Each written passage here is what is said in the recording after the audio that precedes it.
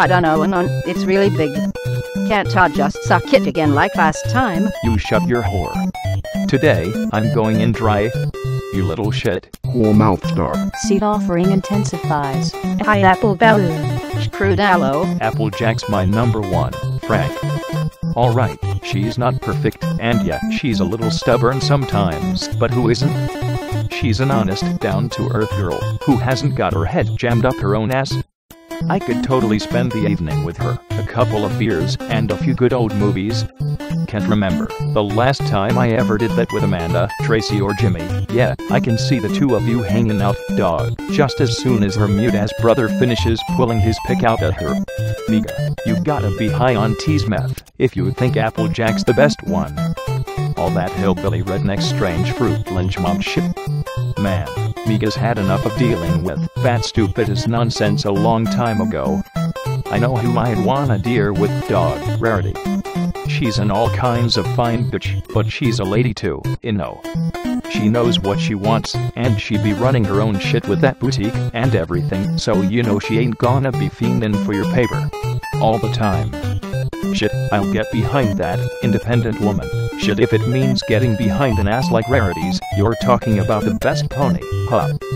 Well, it just so happens I've got one too, and it's called You're Actually Arguing Over What Cartoon Character You'd Wanna Fuck. Get some fucking help, you fucking pair of twats. No, seriously, get some. And that's coming from me, of all people. I'm with Uncle T on this one, Dad.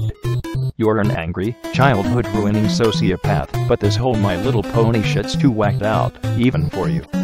But that's not to say I wouldn't totally get with a girl like Rainbow Dash. She's pretty chill. I mean, if she was real, really real, like an adorable little pea Pegasus with a cute-ass fuck. This is totally your fault, Dad. You fucked me up again. Hey, I know you still miss Tanisha, but damn, Niko, I'm gonna have to take Chop back if you're serious about fucking with animal bitches instead of real ones, but that Pinky girl be cool, though. Bitch knows how to party. If we got her on a little addiction to a few grams of that hood sugar, our asses be riding on chrome before the year be out, Niko. And you say your boy don't know a business opportunity when he sees one. My favorite pony and I would have a perfect understanding with each other.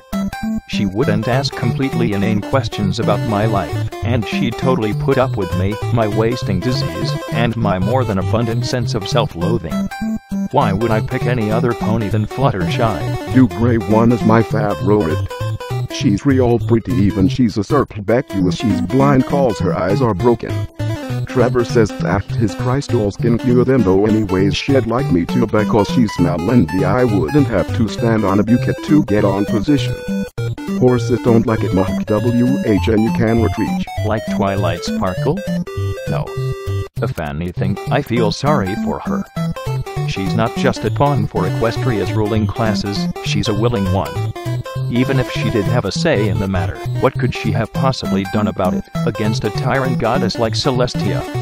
She'd have just quietly disappeared from Ponyville, sent for re-education on the moon.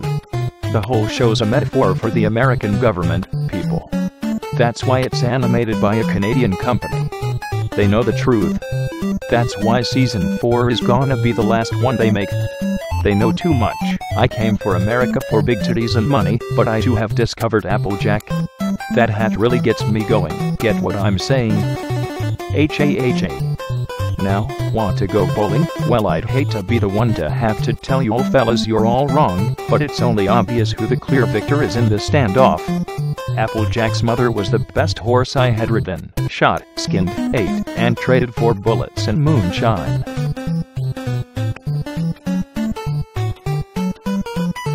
Look, are you fellas gonna go outside and make some serious cash, or are you gonna stay in your pigsties all day talking about girly unicorns, like a bunch of no-life sissies? Coming from a guy who thinks fapping to humanizations doesn't make him a clopper, that statement loses more than a little credibility. What the fuck is this?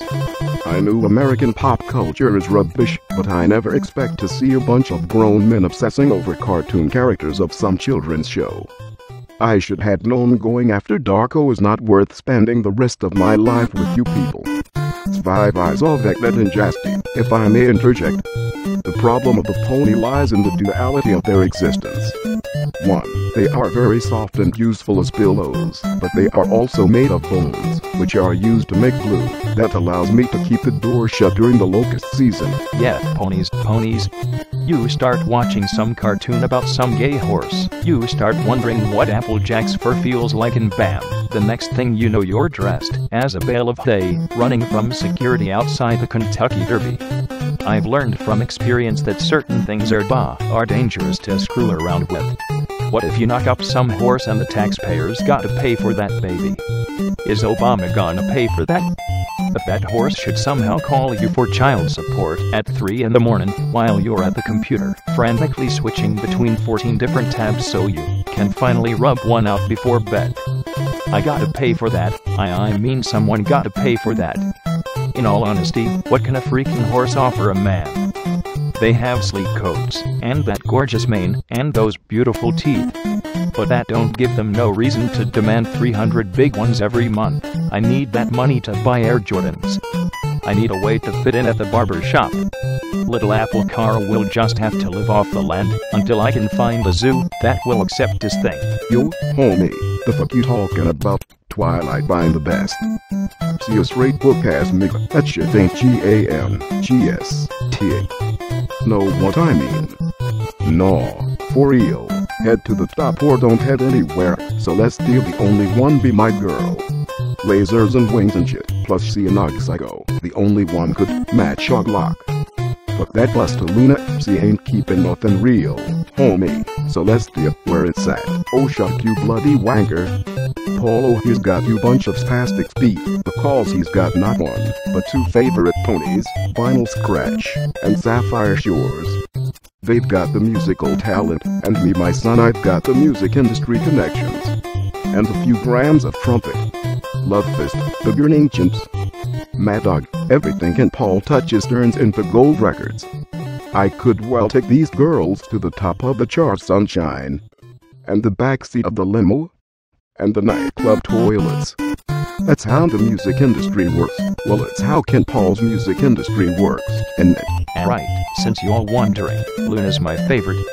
Don't get me wrong, I like all the women folk I dated, but Luna seems like a sweet little lady that never gets any love. Plus I can relate to her love-hate relationship with her sibling. I can never catch a break with sweet, fuck's sake, Carl, it's bad enough you won't shut up about it every time we go out gangbanging. Now you have to drag personal problems with me into your horse talk. It's a kids show. MIGGA grow up East Coast really soften your busta ass, didn't it? What gay ass motherfucker likes some depressed character with no personality? Everyone knows Celestia is the superior princess. Just like yours truly, she's a brilliant tactician and a puppet master, and she has enough street smarts to see every danger lurking around the corner. Plus I like my bitches white. Both of you are talking out of your ass. Everyone knows Luna, Celestia, even Cadence and Twilight will never resist 300 pounds of big smoke. Princesses love a respectable charity-giving businessman and superstar, not some 2-bit has-been or wise-cracking idiot who thinks he's the smartest nigga in the world. Fuck you, Smoke. Fuck you for rubbing your success in my face, and fuck you for calling Twilight a princess. You know I still ain't recovered from that ghetto-ass episode. Peace, brothers. Honestly, let us board the mothership and leave this place, away from this bad karma and hate. Leo. You depraved psychotic piece of fucking shit. Why did you do it? How could you murder the sweetest, most beautiful pony in all of Equestria like that?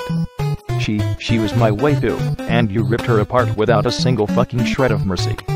I'm going to bash your fucking brains out, you twisted fuck.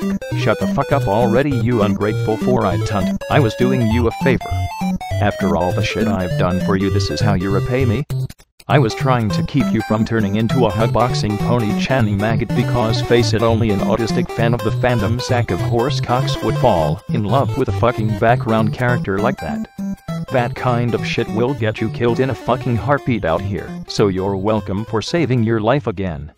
Now if you'll just put the fucking crowbar down and take a couple of deep breaths, we can discuss why Tracy is the coolest, sexiest, all-around best possible waifu ever created.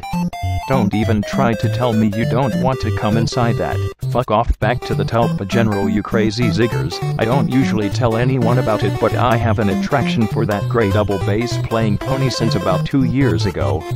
Guess my liking for classical music has something to do with it, but the way she presents herself with those beautiful eyes and luscious flowing black mane and tail made her irresistible. She looked like the kind of classy Mary you would go out for a nice dinner and opera at Fort Staunton if I hadn't blown it to shit. And I'm aware she's a fictional horse, but spending time with her beats the hell out of babysitting the Don's crazy drug-addicted mistress or putting up with Moss mood swings. Maybe having one of those tulpas I hear about could solve my problem. Boy, I feel you, man. Had the hots for that DJ pony for a good year, or so DJ vinyl scratches or something. One night this gorgeous tomboy chick that looked just like her showed up at MASH in that blue-dyed hail and magenta contacts and all. Wooed her with my dance moves and got her to get it on with me in a men's bathroom stall. Shame it ended pretty quick after I started moaning that pony's name. Fucking spilled my spaghetti all over that bathroom that night. Still, best one night stand I ever had. From my experience, having a tulpa is more trouble, and you may think my boss tried to make one for so gay cowboy cold, but he conjured up something that drove him to be drugged up with sedatives for weeks. He still won't say what he saw. I fucking love rubbing one out over Milky Way, mate. Them tits are proper banging. You can grope 'em to blank 'em, and you can have a drink from 'em if you get proper thirsty like. Just like doing it with me, mum. I'm seeing a very visible pattern here. Angry sociopathic men who feel like they need someone or something to constantly give them direction in their lives. The fact that you all claim to have affinities with fictional characters from a children's TV show blatantly suggests you're all deeply dissatisfied with your existences and want an outlet to regress to a more childlike state, free of adult pressures and responsibilities. Wouldn't be too much of a stretch to include mother issues either. Quite frankly, I'm scared. But not scared enough to not offer you all some sessions. Of course it won't be cheap, but I'm sure we'll be able to work something out once we start working through issues. Drop by my office anytime. Zig, don't clump me with these fools. I don't even like the show anymore, not since season 2. Not even my little brother has the foresight to see things getting worse. Bro, why you got to be like that? The show is still good and shit. Did you hit up that S4 synopsis thread yesterday? Zigga, it's the hypest shit. S4 will be a hell of a lot better, man. Yeah, the nerds at school love this pony show, they never stop talking about it. Rumor has it that some of the preppies, jocks and greasers like it, but they'll never admit it. Zoe and Petey have tried to get me to watch it, but honestly, I just don't see the appeal. I'm totally 18, by the way. When you've spent half of your life looking down the barrel of a gun, and the other looking down a shot glass, the last thing you want to see is a talking orange pony. Or maybe it's the only thing you want to see. Maybe that's life's way of telling you your sanity has finally joined up with all the other things in your life you once held dear and finally gotten one way out. I'm not sure why I liked the kid. She was tough, I'll give her that, like a bat out of hell on that scooter, and didn't take any lip from me. I know better than most that old habits are hard to break, and this little girl is unfortunate enough to be the newest addition in the string of little girls I was supposed to protect. Who knows if she can break her fate of having a shit deal with those pitiful wings. Maybe she's fixing to remain a more permanent guest in my life after all. Anything's possible, but that girl is unfortunate enough to be the newest addition in the string of little girls I was supposed to protect. Against fate isn't usually a bet I'm willing to take. You still don't understand the appeal of this song. HMFF.